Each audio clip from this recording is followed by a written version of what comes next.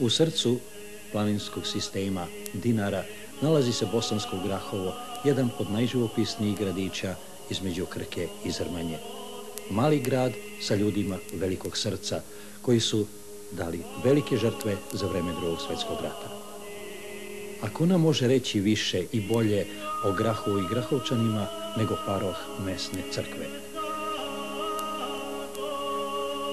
Vi se danas nalazite u crkvi Svetog apostola Petra i Pavla u Bosanskom Grahovu. Ova crkva ima svoju istoriju, a njena treća lokacija je ovdje postavljena 1922. godine.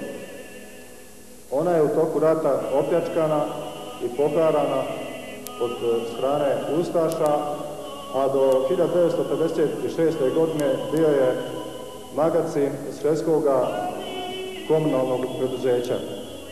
1986. pokrenuli smo jednu akciju da se obnovi ova crkva i u tome su mi mnogo pomogli naši ljudi, iseljenici u Americi i Kanadi. Ovdje na ovim ikonama vide se pisma, a i vide se i tragovi izgorjeli, pa je izgorio i cijeli skoro ikonostas, a ovo su samo malo konzervirane ikone ili slike koje smo posle živopisali na platnu. Na ovim ikonama vidi se vandalsko ponašanje ustaša za vrijeme rata, jer su gađali Hrista i Presvetu Bogorodicu pištoljskim mecima u čelo.